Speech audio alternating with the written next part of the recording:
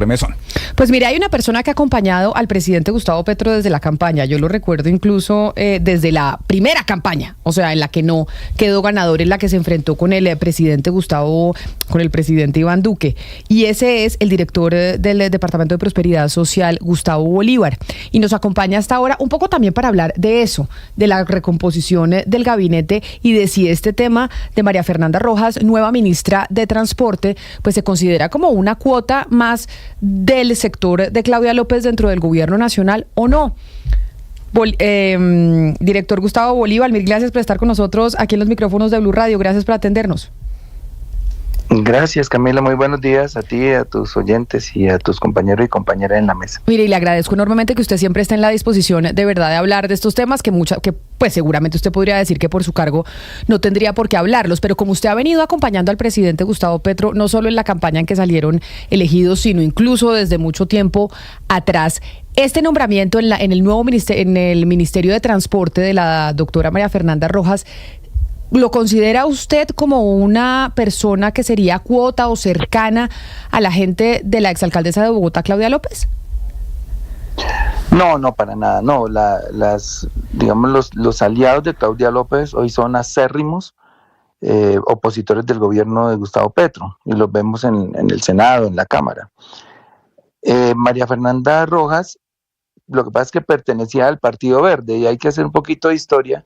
Ese partido antes se llamaba Progresistas y después adoptó el nombre de Partido Verde, y los progresistas de esa época se quedaron ahí, digamos, encarcelados en ese partido, porque pues nunca ha habido un chance de, por ejemplo, una ley como la que se está tramitando hoy de transfugismo. Ahí está Inti Asprilla, por ejemplo, él también es del Partido Verde. Camilo Romero estuvo en ese Partido Verde y hoy están acá en esta coalición. Entonces María Fernanda Rojas es de esa ala progresista del Partido Verde, ha acompañado a Gustavo Petro, al hoy presidente, durante su alcaldía como director del IDU, y a mí me acaba de acompañar 10 meses, fue la primera persona que yo llamé a que me colaborara en Prosperidad Social como subdirectora, porque obviamente cuando uno no tiene tanta experiencia para manejar una entidad pública, y más esa que me entregaron que es tan grande, pues lo que uno hace es rodearse de personas técnicas y con experiencia, y una de esas personas que llamé fue María Fernanda Rojas, y pues bueno, hasta hoy todavía nos acompaña porque ella está en encargo, y lo que puedo decir de ella es lo que escribí esta mañana en un trino, es que es una persona honesta y trabajadora, y que sí defiende esta causa progresista. Pero entonces déjeme preguntarle sobre el Departamento de Prosperidad Social directamente. Si ella era la subdirectora general de programas y proyectos en el departamento o en la institución que usted lidera, señor Bolívar, ¿quién la va a reemplazar? Porque usted dice, yo llegué, no tenía tanta experiencia, pues obviamente llamé a la gente que sí la tiene, que es técnica, ella me estaba ayudando. Ahora ella trasladándose al Ministerio de Transporte, ¿quién la va a reemplazar en el DPS? No, lo que pasa es que cuando te hablo de un equipo, estoy hablando de 40, 50 personas que fuimos haciendo llegar a Prosperidad Social mientras se iban haciendo los empalmes y cambiando algunos cargos directivos, pero hoy en día ya Prosperidad Social tiene una dinámica, incluso hicimos un rediseño institucional, estamos preparando esa entidad para su nueva función, que es ir haciendo una transición entre las transferencias y los proyectos productivos. O sea que eso ya está marchando perfectamente, y de hecho tengo 3, 4 candidatos y candidatas para reemplazar a María Fernanda. Pero entonces, director Bolívar, ¿quién le recomendó a María Fernanda Rojas o quién pues puso sobre la mesa el nombre para entrar a la cartera de transporte? Al presidente Gustavo Petro, porque lo que nos decía aquí Lucas, o me explicaba cuando le preguntaba sobre por qué pues toda la controversia alrededor del nombre de Rojas, nos decía era que se escribió un artículo en La Silla Vacía en donde se mencionaba que quien estaba recomponiendo el gabinete era el ministro del Interior, Juan Fernando Cristo, y no directamente el presidente Gustavo Petro. A lo que el presidente Petro dice que es chismografía. Que es mentira. No. Pero ¿quién pone el nombre de María Fernanda Rojas sobre la mesa? Porque eso cuando se van... Hay una persona a la que no se le pueden imponer nombres en estas cuestiones al presidente Petro. Él tiene muy claro. Él puede pedir sugerencias o digamos, preguntarle a uno. Él me preguntó por ella.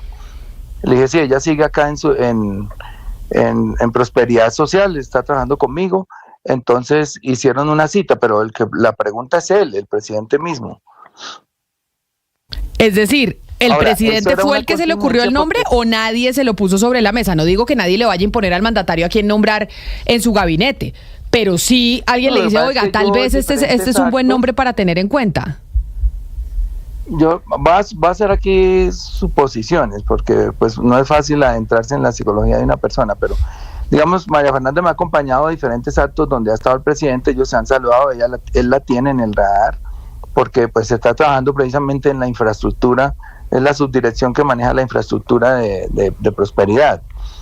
Y cuando se presenta esta eventualidad, porque digamos no estaba en los papeles de nadie la salida de la ministra de Transporte, hay unos inconformismos del presidente por el manejo que se le dio al tema de Muelle 13, y entonces él decide hacer ese cambio que no estaba pensado. Digamos, ustedes saben que hay unos cambios cantados, que la gabinetología viene cantando hace mucho rato y que la mayoría se van a dar, pero este no estaba. Entonces ahí es donde él tiene que recurrir a mirar personas que han trabajado con él. De hecho, la misma exministra trabajó también con él en Bogotá Humana. Y muchos de los exministros, de los ministros que hay hoy, bueno, no sé si muchos, sino varios, también han trabajado con él en la Bogotá Humana o en sus diferentes recorridos por la política. Entonces, él lo que hace es echar mano a esas personas y seguramente por eso me preguntó por ella. Oiga, doctor Bolívar, ya que usted menciona estos cambios en el gabinete, usted que es tan cercano al presidente, que está tan bien informado sobre nombramientos de altos funcionarios de este gobierno, ¿qué sabe sobre el nuevo ministro o ministra de las TIC? ¿Finalmente va a ser Armando Benedetti? Pues mire, ayer cuando salió la noticia, pues todos quedamos como estupefactos porque no nos habían comunicado. No asistió ayer al Consejo de Ministros, y si me preguntan a mí, digamos, como un tema personal, sin que esto sea noticia, yo creería que no. Yo creería que no, que él no va para ese ministerio. Eso es de lo que pudimos deducir de ayer. No va para ese ministerio. Entonces, y es que también son muchos rumores los que hay sobre el ministerio de las TIC, y es si Armando Benedetti va para allá o no va para allá. Yo creo que no. Entonces, le pregunto otra cosa. Yo tampoco creo. No, por eso te digo que estamos acá en el plano de las suposiciones, pero como uno más o menos escucha los movimientos un poquito antes que la prensa, yo no lo he escuchado, la verdad. Pero entonces le hago una consulta. ¿Armando Benedetti, el ex embajador, asiste a los consejos de ministros? No, a ninguno. Él tiene unas funciones que le ha dado el presidente como asesor, y hasta ahí sé, y él eso sí lo he visto juicioso allá trabajando, pero no ha tenido ni injerencia ni asistencia a los consejos de ministros. ¿Pero por qué usted no cree que Benedetti pueda ser nombrado ministro de las TIC? Pues porque nosotros prácticamente con días de antelación conocemos esos nombres y no ha sonado, bueno, de repente estoy equivocado y por la tarde aparece el nombramiento, pero yo creería que no. Doctor Bolívar, en estos cambios que ha habido en el gabinete, pues sabemos que algunos se han ido porque parece que van a empezar una carrera política hacia las presidenciales y demás, pero en el caso, volviendo al Ministerio de Transporte, ¿es cierto que María Constanza García pues renunció por desavenencias con el presidente Gustavo Petro? ¿Solo no lo podría confirmar a propósito de lo que nos estaba comentando? Yo creo que desavenencias del presidente con ella, pero más que todo porque es que el Ministerio de Transporte es muy grande y tiene otras entidades dentro que también son muy grandes, y una de ellas es Invías, otra de ellas la ANI, y creo que quien prolongó esta concesión con el Muelle 13 fue el director de la ANI, pero ella, digamos, es la responsable política de esa cartera. Y el presidente ya había dado la instrucción hacía más de un año de que cuando se terminara esa concesión, tocaba entregársela a los pescadores de Buenaventura. Y eso no sucedió, y lo enfureció, obviamente, porque no obedecieron la instrucción. Así que, pues él tiene que tomar decisiones. Si no le están obedeciendo, pues él tiene que tomar decisiones. Porque eso era un compromiso de él, incluso con los pescadores y con la gente pobre de Buenaventura, entregarle ese muelle que está totalmente deteriorado, porque la concesión era para, digamos, el manejo de embarcaciones de hasta 15,000 toneladas, y le han metido de 60,000, las columnas están totalmente, eso está a punto de colapsar. Y en la nueva concesión, ¿cómo les parece que ellos lo deterioran durante 30 años? Se la prolongan por 30 más y ponen que el pago del arreglo del muelle lo tiene que hacer el gobierno. Son cosas que uno no entiende. Yo no sé qué hay ahí detrás, no tengo pruebas ni me atrevo a ir más allá, pero son cosas que no puede aceptar el presidente. Y entonces por eso se presentó este cambio y seguramente el señor de la ANI también se irá a ir muy pronto. Pero entonces ahora le pregunto por más cambios en el gabinete, director Bolívar. ¿Cómo reciben ustedes, y usted particularmente también, ahora ese cambio del DAPRE? Que llegue el doctor Jorge Rojas, viceministro hoy de Relaciones Exteriores, a ocupar ese cargo en donde sí se ordenan muchas cosas y sí es el que tiene pues la comunicación entre el presidente y los ministros y los directores de entidades como el DPS, y que la directora del DAPRE, Laura Sarabia, se vaya para la Cancillería. ¿Ustedes cómo ven que vaya a ser ese cambio de dinámica cuando Laura Sarabia pues ha mandado durante 2 años? Muy positiva, digamos, el sector progresista del gobierno, porque ustedes saben que ahí hay 2 alas, ¿no? Uno que llaman petrosantismo y otro que llaman el sector petrista pura sangre, o yo lo llamo más bien progresista. Pues estamos muy complacidos porque Jorge Rojas ha sido compañero nuestro de tiempo atrás, de mucho tiempo atrás. También ha acompañado a Gustavo Petro de décadas, incluso en Bogotá Humana fue uno de sus secretarios. Y sabemos que es una persona que interpreta perfectamente lo que necesita el presidente, así que no va a haber, digamos, un sobresalto en ese manejo de la agenda que tiene el presidente o que tenía con Laura, así que y nosotros estamos muy complacidos. Creemos que va a haber un poco más de apertura hacia el presidente, porque pues antes de aquella sonada reunión de algunos de nosotros con el presidente, prácticamente que pasamos meses sin verlos, simplemente en los consejos de ministros, pero no se nos negaban las citas o nos las embolataban, etcétera. Pero sabemos que con Jorge esto va a mejorar un poco en ese sentido en la agenda, porque de lo demás, digamos que venía funcionando perfecto. Pero y entonces, director Bolívar, ¿le sorprendió a usted o no le sorprendió que se le nombrara en la Cancillería? ¿Y por qué le hago la pregunta sobre el nombramiento en la Cancillería? Porque, por ejemplo, hablamos ayer o hace 2 días con la profesora Sandra Borda, e incluso hemos hablado con otros analistas en temas diplomáticos que son expertos en cómo se deben manejar las relaciones diplomáticas, y dicen, pues obviamente la exdirectora del DAPRE, que será la próxima canciller, pues no cuenta con la experiencia para un cargo que hoy necesita pues a alguien de mucho más quilates ahí al frente, por cuenta del lío que tenemos con Venezuela, con Trump ahora regresando a la presidencia en los Estados Unidos y demás. ¿O es que realmente el canciller va a ser Gustavo Petro y simplemente ponen a Laura Sarabia ahí como por poner a alguien en la Cancillería y él es el que va a tomar las decisiones diplomáticas? Mira, Laura es una chica muy inteligente, se adapta muy fácil a los cargos y seguramente tienen razón quienes dicen que no tiene experiencia, porque no la tiene en ese cargo, y seguramente lo va a hacer bien. Lo que pasa es que si me preguntas si yo hubiera puesto otra persona, pues yo también hubiera puesto una persona con más experiencia, obviamente, porque es que es un cargo que es la imagen de Colombia ante el mundo, y sobre todo en un momento en que nos enfrentamos a unas relaciones bastante difíciles con la nueva administración de los Estados Unidos.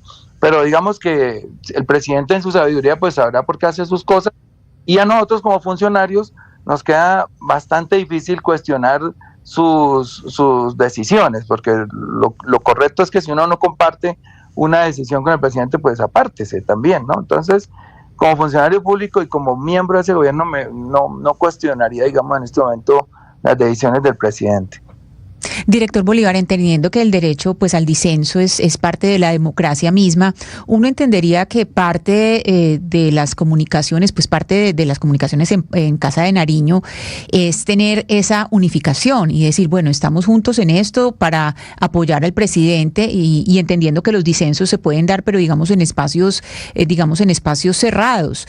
Y yo le quiero preguntar sobre esta forma en que se están dirimiendo en espacios públicos como redes sociales o como medios de comunicación los desacuerdos con nombramientos y algunas decisiones del presidente. ¿A usted le parece que ese accionar, por ejemplo, debatir si la doctora Rojas, María Fernanda Rojas, es de Claudia López o es de Gustavo Petro, dirimir este tipo de cosas en público, no le hace daño al gobierno?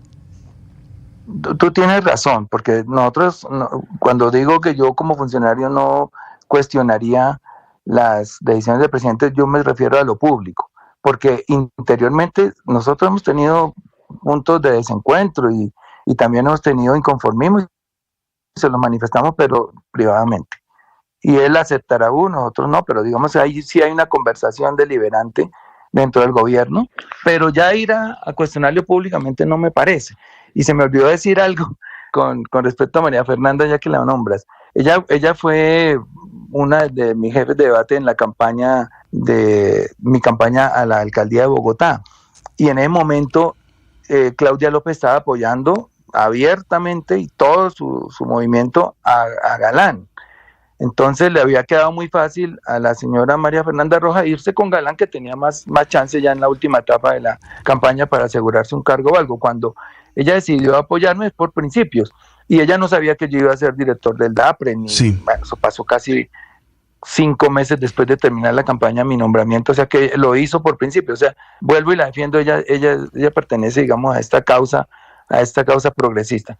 Y lo que me dices de salir a cuestionarlo públicamente, sí, no me parece, la verdad. Yo no haría esos cuestionamientos públicos al presidente. Director Bolívar, le quiero preguntar por la frustrada visita del presidente ayer aquí a Barranquilla, un evento que además era un evento muy importante, porque es un evento que favorece directamente a los sectores más golpeados de la sociedad barranquillera, la gente que sobre todo vive en el sur. El lanzamiento del programa de economía popular para el cambio que lucha contra el gota a gota. Realmente las personas que asistieron al evento, director Bolívar, esperaron 7 horas al presidente y a su comitiva, por supuesto, a que se hicieran presentes en el sector de Don Bosco. No llegó la comitiva, no llegó el presidente, y eso causó frustración. ¿Qué pasó y cuál es el mensaje que se le envía de parte de ustedes directamente? Porque es un evento que lo coordinaba directamente Prosperidad Social. ¿Cuál es el mensaje para las personas que están pendientes de solucionar una tragedia humanitaria? Le quiero decir que ese es el término, para las personas que dependen del gota a gota, que ha causado tantas muertes violentas en la región Caribe en particular. Bien, ese evento lo organizamos nosotros, y sobre las 10 de la mañana fue citado un consejo de ministros, porque digamos que la prioridad hoy, el centro del accionar del gobierno está en Catatumbo, y la secretaria jurídica de presidencia nos iba a presentar al gabinete y al presidente, obviamente, ya el decreto de conmoción, sino que se desató una discusión por una propuesta de algunos de los ministros de por qué no incluir Arauca. O sea, esa reunión era para entregarnos el decreto. Y esa reunión no debería durar más de un año. El avión presidencial estaba ya listo, nosotros teníamos ahí la maleta para salir, el presidente estaba listo para salir. Resulta que esa discusión se prolongó por horas, y no era algo menor, porque era o metemos a Arauca y corremos el riesgo de que la Corte, por no tener los suficientes argumentos, tumbe todo el decreto, o no lo metemos, pero queda el nido donde salió el ELN a atacar a Catatumbo, que fue Arauca. Ellos viven ahí, de ahí se desplazaron hasta allá. Y dejamos eso quieto, o hacemos unos decretos por separado, y pues pueden entender que somos 20 y tantos entre ministros y directores opinando, y eso se fue como hasta las 3 de la tarde. El evento efectivamente se citó a la 1 para empezar a las 2. A las 3, la Secretaría Jurídica pues hizo otra intervención, y empezaron, digamos, ya reuniones bilaterales, y llegó un momento ya sobre las 5 de la tarde, 6, que el presidente me dijo: entiendo la importancia, él me lo había pedido a mí, ese lanzamiento urgente, porque es una promesa de campaña, el tema del gota a gota, de reemplazar algunas transferencias por economía productiva para que la gente produzca su propio ingreso, y para nosotros es una apuesta impresionante. Yo había invitado incluso al alcalde Alex Sar, estuve comunicado con él todo el tiempo, y llegó un momento en que me dijo: definitivamente tengo que elegir entre irme a lanzar esto o ponerme al frente de este decreto, porque máximo tiene que salir mañana por la mañana, como en efecto salió, y esto supone que estuvieron trabajando toda la noche. O sea que no es una cosa, no es por defender al presidente, pero la prioridad sí era sacar este decreto, porque incluso se oían voces: ¿cómo así que 8 días después de que se desató esta crisis humanitaria en Catatumbo, el presidente aún no ha sacado el decreto? Es que esto ha sido un tema de domingos, sábados. Estas secretarías jurídicas de los ministerios, a la cabeza con la secretaria jurídica en la presidencia, no han descansado esas señoras ni una hora, yo creo que no han dormido, pero la gente por aquí comenta, y por la prensa, y por la radio, y los que hablan, y los comentaristas, que el presidente no ha hecho nada, que está desatendido, que está desentendido. El problema, eso es mentira. O sea, ha estado al frente del cañón día y noche. Ayer, por ejemplo, en el Consejo de Ministros estuvo la cúpula militar y me consta que dio la orden de recuperar ese territorio porque ya el ELN no entendió por la vía del diálogo, y él está dando órdenes contundentes y ha estado al frente, y vamos a seguir al frente. De hecho, apareció una respuesta, una propuesta de que estemos en Consejo de Ministros la otra semana ya, o en Cúcuta o en Ocaña, pero nos tiene a todas las entidades y a todos los ministerios de cabeza mirando cómo atender la situación y cómo ayudar a resolver el problema humanitario. Y ya en lo del gota a gota, que digamos la segunda pregunta, para nosotros es una apuesta muy, muy grande, muy grande. Ya tenemos convenio con el Fondo Nacional de Garantías, ya tenemos convenio con el Banco Agrario, ya ayer mismo, porque el programa de todas maneras se lanzó sin el presidente, yo me fui a Catán, pero resulta que teníamos el avión listo para ir, ya a 6:30 de la tarde, yo llamé a mi secretaria general y le dije, no, mira, porque no es que uno saque un carro del parqueadero, llegamos, el avión ya estaba listo, pero hay que pedirle orden a la torre de control, y eso es una hora pico, y nos dijeron ahí no sé cuántos turnos, estarían saliendo a las 8, y dije, no, ya, llegar ya de noche. Entonces llamé a mi secretaria general y le dije, no, lancen el programa con el presidente del Banco Agrario. Lamentablemente ya no se pudo llegar. Eso fue lo que pasó.